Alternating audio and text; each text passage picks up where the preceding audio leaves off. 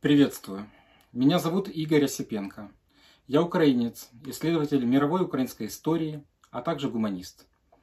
Сегодня 11 марта 2022 года. Идет 16-й день войны России против украинского народа и украинской государственности. Великий не значит большой. Большой не значит великий.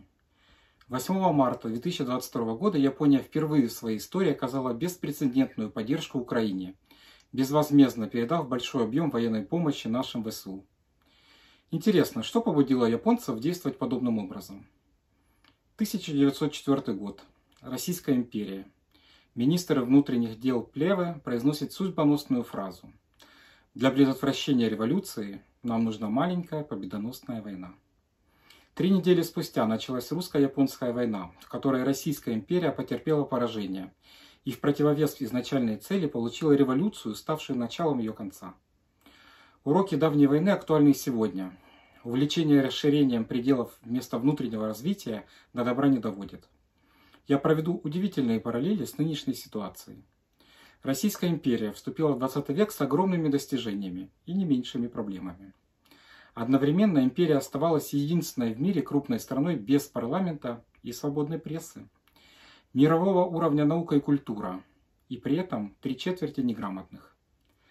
Слабый во внутренней политике Николай II во внешней был большим империалистом. Последний царь мечтал минимум о создании Желтороссии, максимум о принятии титулов Багдыхана китайского и Микада японского. При дворе превалировало мнение, что Россия начнет войну когда пожелает и одержит верх легко и быстро. Нам ли, победившим Наполеона, опасаться каких-то макак, говорили в верхушках власти. Ничего не меняется. Население России составляло 141 миллион человек, Японии 46 миллионов. Для сравнения с нынешней ситуацией, численность вооруженных сил мирного времени составляла на тот момент 1 миллион 100 тысяч человек в Российской империи, а в Российской Федерации на 2020 год 800 тысяч военнослужащих. В Японии 180 тысяч на 1904 год. В Украине же на 2021 год количество военнослужащих было 195 тысяч человек. Удивительные сходства. Официальным предметом раздора стал Ладунский полуостров и наращивание российского военного контингента у границ Японии. Начало войны вызвало в России патриотический подъем. В городах состоялись уличные манифестации. Студенты Петербургского университета прошли к Зимнему дворцу с пением «Боже, царя храни». Студентов символикой Z мы уже с вами тоже видели. Однако вскоре все изменилось. Российские командующие действовали несогласованно, отдавали противоречивые распоряжения, не знали, где свои части, а где противник, и обвиняли во всем этом друг друга. Генерал Куропаткин в своих итогах японской войны писал о командном составе. Люди с сильным характером, люди самостоятельные, к сожалению, в России не выдвигались вперед, а наоборот преследовались. В мирное время они для многих начальников казались беспокойными. В результате такие люди часто оставляли службу. Наоборот же, люди бесхарактерные, без убеждений, но покладистые, всегда готовые во всем соглашаться с мнением своих начальников, выдвигались вперед. Аналогичную оценку дал историк Василий Ключевский. Война обнаружила полную непригодность флота, его материальной части и личного состава, а в сухопутной армии целый ряд глубоких изъянов: отсутствие знаний, произвол и бюрократический формализм высших чинов, а вместе с тем подавленность рядового офицерства, лишенного подготовки и инициативы.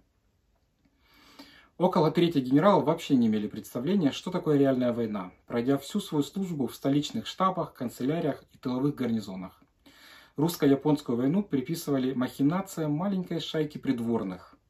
Русско-японская война не стала для России национальной и не отвечала потребностям ее развития. Финальную точку войне поставила морская битва в Цусимском проливе 27 мая 1905 года, самое тяжелое в истории поражение русского флота.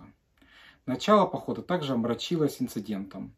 22 октября в темноте и тумане по ошибке обстреляли английские рыболовные суда, приняв их за добравшиеся до Северного моря японские миноносцы. Пострадавшим пришлось выплачивать компенсацию. После Цусимы Николай II созвал совещание. Великий князь Николай Николаевич, считавшийся главным военным авторитетом в семье Романовых, доложил: для удовлетворительного завершения войны потребуется еще год боев и миллиард рублей. тому времени расходы уже превысили 2 миллиарда. Однако революционные волнения и тягостное впечатление от Цусимы породили настроение кончать войну немедленно. Финансирование военных расходов приводило к сокращению золотого запаса. Без возможности осуществлять зарубежные займы, валютно-финансовая система оказалась на грани краха. Активно обсуждалось возможное банкротство России, оказавшейся в международной финансовой изоляции. В общем, все как сейчас. Спустя 1,5 года военных действий Российская империя запросила мира с Японией при посредничестве США, понеся по итогу колоссальные репутационные и экономические потери. Российская империя потеряла более 30 тысяч убитыми. В русской армии, как и во всей России, никто не хотел побеждать, а японцы хотели. Вот и победили. Подвел итог современный российский историк Анджей Иконников-Галицкий. Что же позволило маленькой Японии, у которой было втрое меньше населения, в 4 раза меньшая армия и в 60 раз меньшая территория, победить в войне? Огромное значение для судьбы любой страны является национальный характер народа. У японцев же в конце 19 и первой половине 20 века с национальным духом был полный порядок. Для начала надо сказать, что Япония была в лидерах по образованию своего населения. Уже в середине 17 столетия в Японии была развита сеть храмовых школ, где обучали грамоте, счету и ручному труду ремесленников, богатых крестьян и простых самураев. В 1872 году в стране была проведена школьная реформа и принят закон об обязательном всеобщем образовании.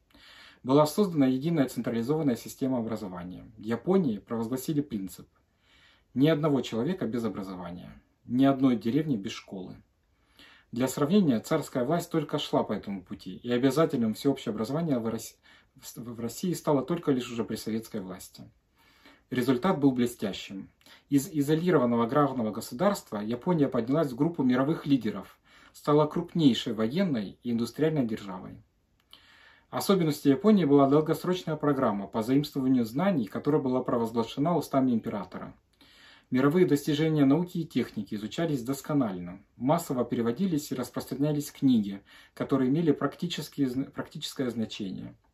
Для работы в империю приглашались ученые США, Британии, Голландии, Германии, Швейцарии и других стран. Одновременно много молодых японцев отправлялось на учебу за границу. В самой Японии учреждались высшие учебные заведения, и первый государственный университет был открыт в Японии в 1879 году. Также была учреждена Академия наук, организованный ряд научно-исследовательских учреждений. Генерал Алексей Куропаткин оставил весьма впечатляющий комментарий о предвоенной поездке по Японской империи. «Я видел прекрасную страну с многочисленным трудолюбивым населением. Оживленная деятельность царила повсюду. Поступало жизнерадостное настроение населения, его любовь к родине, вера в будущее. Во всех школах страны военные упражнения занимали видное место, и дети и юноши занимались им с увлечением». Уже после войны Куропаткин, бывший главнокомандующий маньчжурийской армией и главнокомандующий всеми сухопутными и морскими вооруженными силами, действующими против Японии, отмечал, что успеху японских войск сопутствовал их высокий нравственный дух, готовность на все жертвы для достижения победы и упорство, с которым все чины армии, от солдата до главнокомандующего, добивались победы. Вся японская армия была проникнута патриотизмом. Она чувствовала дружную поддержку всей нации, чувствовала всю важность борьбы для будущего Отечества. Дисциплина и нервы у японцев были железные. Была еще одна важная особенность. В Японии было развито государственное предпринимательство, а сама государственная власть была предельно лояльна к финансово-промышленному частному капиталу. В свою очередь, частный капитал мыслил национально, так как имел феодально-самурайское происхождение. Он был воспитан на идеалах воинского кодекса чести – Бусидо. В Японии не оперировали деятели, которые, как в России, сдавали национальные интересы и будущее государства и народа. Сдача национальных интересов была для японца абсолютно немыслимой. Уровень дисциплины и ответственности был супервысокий. Государство учреждало промышленность и создавало казенные образцовые предприятия, которые потом часто передавало новым капиталистам. К примеру, так возникла мощь домов Мицуи и Мицубиси, а также многих других. Еще одной важнейшей предпосылкой победы Японии стала всесторонняя поддержка Запада. Эта война вела к внутренней дестабилизации России, что привело к революции 1905 годов, а потом 1917 года. Япония получила беспрецедентную финансовую поддержку – 725 миллионов йен. Таким образом, американская финансовая помощь Японии в виде займов, которые были необходимы для обеспечения японских вооруженных сил, а также тыла и населения, имела огромное значение в будущем для реализации замыслов японского правительства по подъему государственной экономики. Так, одна маленькая, но патриотичная, сплоченная страна дала бой огромной империи и победила. Российская империя, ставшая сейчас федерацией, как огромный неповоротливый динозавр, движущийся по тем же рельсам, что и 100 лет назад, совершает те же ошибки и получит тот же результат. Давид победит Голиафа. Японские самураи передают победоносную эстафету украинским соколам, и они уже доказали это 8 марта 2022 года. Как нам, украинцам, победить?